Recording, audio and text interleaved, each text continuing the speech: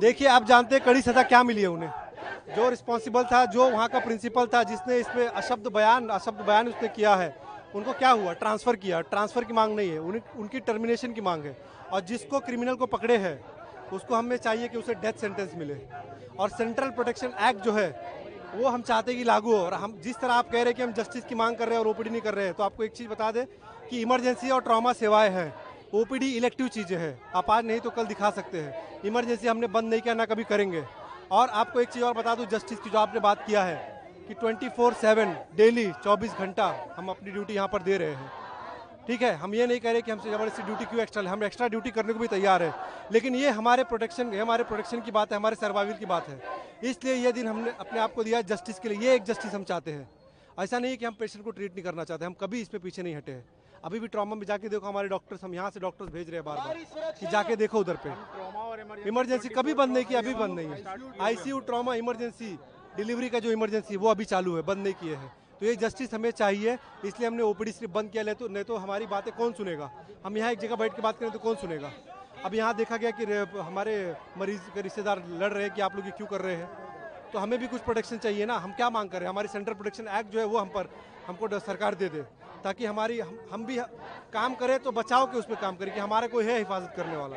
ठीक है, अब हमें ही मार दिया जाएगा तो हम कैसे डर में काम करेंगे? 2019 में सेंट्रल प्रोटेक्शन एक्ट आया था। हाँ, आप लोग इम्प्लीमेंटेशन की मांग की है, हाँ, जल्द से जल्द हो जाए। हाँ, जल्द से जल्द हो जाए। अगर सरकार आप लोगों की मांगे नहीं सुनती तो क्या है? ऐसे ही ओपीडी बंद रहेंगे? हमारे पास और कोई ऑप्शन नहीं है। आप हमें कोई ऑप्शन बताइए, हमारे पास कोई ऑप्शन नहीं है।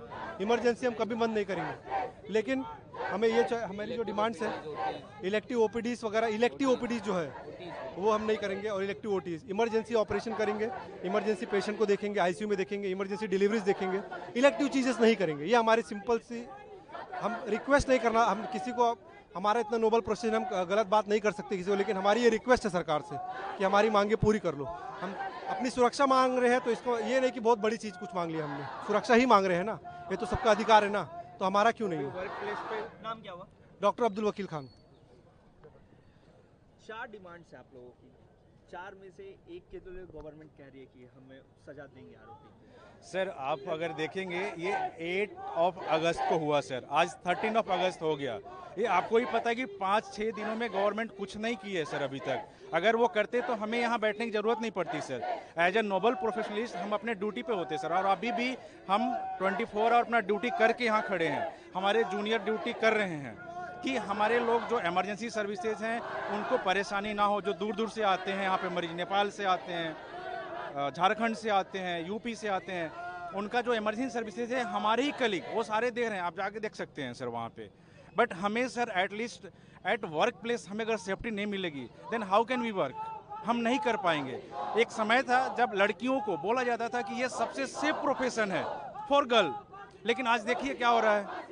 लड़कियों के साथ बदसलूकी हो रही है, उनको रेप करके मर्डर कर दिया जा रहा है, वो भी द डॉक्टर हुई ऑन ड्यूटी।